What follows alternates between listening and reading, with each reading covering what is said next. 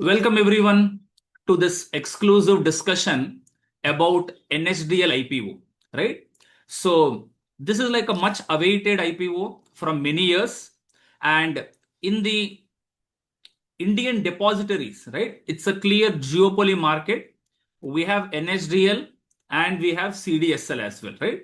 And even CDSL, if you see, from COVID, right? During the Corona time, the Corona crisis 2020 till even 2025, if you see, the kind of a value unlocking which has happened is almost like more than 15 times the stock has grown, right? So now today we will compare what is the difference between the business model of CDSL versus NSDL, and even NSDL is a company which is launched much before CDSL, right? And both are like a duopoly. How is the business different? Even though they look, both of them look very similar, we will deep dive today how the business model varies, what is the price point with which it is coming as an IPO, what are all the key differences we have to see. One is a retail king, right? And the other is the institutional king. So one has a very high number of demat accounts, right? The other has a very good margin. One company is more about uh, growth, and the other company is more about stability, right? Even in any market drawdown, one company is where it is prone to volatility because it's majorly dependent on the retail investors. The other company is more stable because it is based on institutions, right? So we'll go deep dive into the NSDL IPO in our today's discussion, right? So before we move ahead, right, a small disclosure or a small disclaimer I wanted to share, right? As you all know, we are like SEBI registered, right? We are a SEBI registered entity. So whatever discussion we are having, right, or any companies, any sectors which we are discussing, do not consider them as any recommendation or a tip or a suggestion. Rather, use this as an educational purpose rather than just discussing on the theoretical concept. It's more about a practical implementation, so that we'll be discussing about certain companies also here, right? And certain companies what we discuss would have already been in my portfolio, or I would have discussed with my community members, right? So consider this as a knowledge pill rather than considering as a tip or a recommendation, right? So now let's go into the NSDL IPO, and how do we do this deep dive, right? How do we do this deep dive into the NSDL IPO? We'll divide it into three subvariants, right? First, we will discuss about where NSDL or even CDSL has originated. What is the scenario before, right, before the digitalization of the shares? Second, we'll discuss about the business model of CDSL versus NSDL, and we will look at the IPO details as well, right? So first of all, digitalization, right? Digitalization of shares is very, very important, right? Earlier, it used to be in physical shares, more hassle, right? If you miss the physical shares, there's a lot of problem, right? But after the Depository Act, right? So all the investors who have been in the market prior to 1990 would know they would have their shareholding in terms of physical papers, right? Now, after the Depositories Act, right, in 1996, NSDL is launched. And in 1999, CDSL is launched, right? CDSL is launched. And from here onwards, everything has been digitalized. And if you look at India's depository market growth, right? So between 2017 to 2025, the clients accounts growth, right, is at a 27.4 percentage, a wonderful growth, CAGR, a compounded annual growth rate of 27.4%. And the depository income has grown between 2017 to 2025 approximately around 22.4 percentage, which is like a wonderful growth. And in India's digital upbringing, right, the digital backbone, India's growing investor base, NSDL and CDSL collectively hold around 190 million demat accounts, right? So it's both it's both clubbing your retail and institutional accounts, and majority of the accounts are retail accounts there, right? Retail accounts.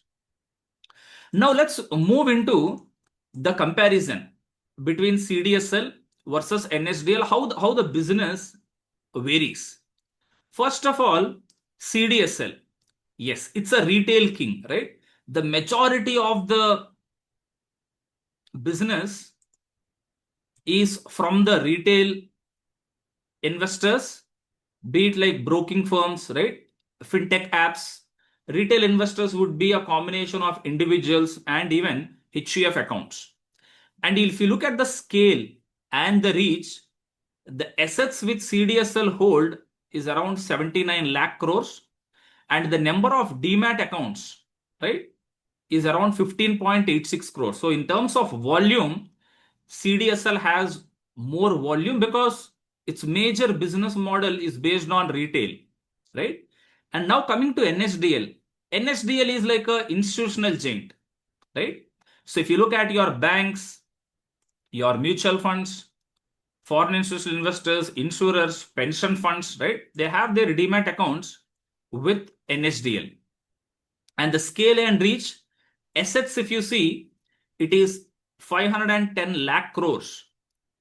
Accounts, 4.05 crores, right? So if you carefully observe, in terms of accounts, NSDL is much lower than your CDSL, but assets wise, it's huge, 510 lakh crores versus 79 lakh crores because of institutions, right? Even though the number of accounts are low, assets wise, NSDL is more.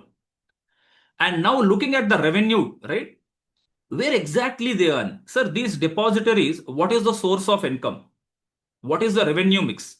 And if you look closely, like various, as an investor, if you're investing into the manufacturing companies, if you're investing into the platform businesses, right? Or if you're investing into the depository businesses, in the manufacturing companies, there is a lot of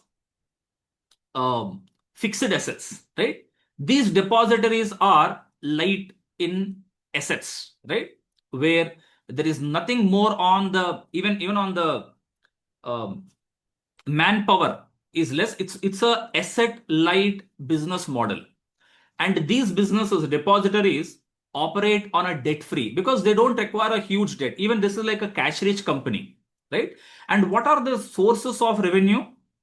So if you look at the revenue model of both CDSL and NSDL, their revenue stream is from the transactional charges, right? Depending upon the trades, custody fees, right? There is an annual charge on the assets under custody, account maintenance, right? Issuer services and value added services like KYC registration, right? E-voting and all that. So this is how they earn both NSDL and CDSL. And if you look at the revenue mix between NSDL versus CDSL, their annual and custody fees, NSDL is more stable and their revenue is higher because they have majority of the institutions. And as their asset book itself is much larger than CDSL, their annual and custody fees is higher at around 34.5, and a transactional charges wise CDSL has higher because it's more of volume based, right? CDSL is more about volume because of more retail investors. And on the other income, NSDL has around 16.05% and 15% is with CDSL, right? This is broadly about how actually they make revenue. And if you look at the financial scorecard, right, both the companies are like earning a very good amount in terms of PAT, right? Their margins are also very good, right? Return on equity is also very good. And even the net worth, if you see, yes, NSDL's net worth is around 2000 crores, whereas CDSL is around 1760 crores. And the margin wise, profit after tax margin, CDSL is much higher in terms of the percentage. And even on the ROE, return on equity also, CDSL has around 29.90. Revenue, NSDL has much larger because of more institutional base, right? So to look at a hindsight, CDSL is a retail game, retail giant, and NSDL is more about institutions, right? Top institutions, they are including the banks and all that, right? And lastly, if you look at the key operational metrics, right? So as we have discussed, as CDSL is more of a retail, the number of demat accounts are around 15.3 crore demat accounts. And out of that 15.3 crore demat accounts, right, 15.29 is from individuals and HUFs only, right? And the average ticket size, right? If you look at these 15.29 demat accounts, the average ticket size is around 5 lakhs, right? The custody value per demat account is 5 lakhs. Even though the number of demat accounts with NSDL is 3.95 and the average custody value per demat account is 1.18 crores. The major reason is being institutions, right? These are majorly of institutional accounts, right? So if you sum it up and you see together, by having CDSL in your portfolio, you're covering the entire retail portion of the depository part, right? Now NSDL is covering more of the institutional part, right? Institutional part. So having both in your portfolio, you're covering broadly on the entire depository market you are covering, right?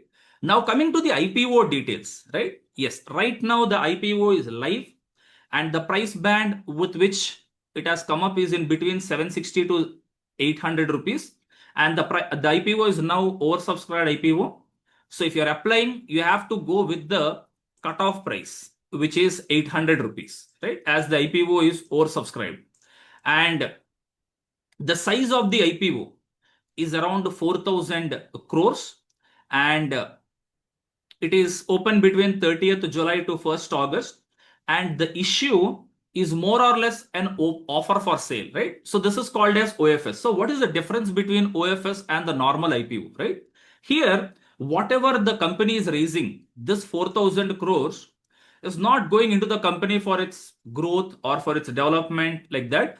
Offer for sale means the existing shareholders are liquidating their share, right? SEBI has a rule like a 15% capping. So existing shareholders like NSE, right?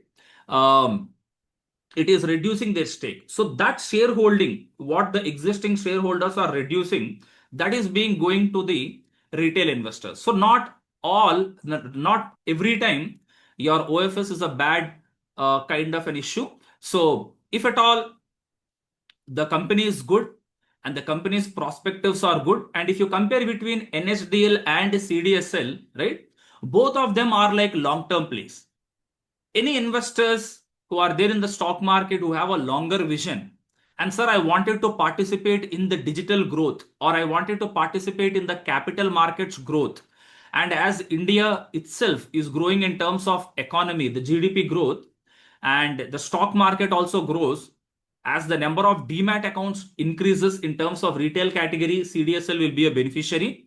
And as India grows, the capital market grows, and the institutions pump in more money and institutions' activity will increase, NSDL will be the beneficiary, right? So if you have a long-term kind of a mindset, yes, these are some decent companies to have an exposure into your portfolio. And these are not like short-term profit kind of a companies. These are like long-term.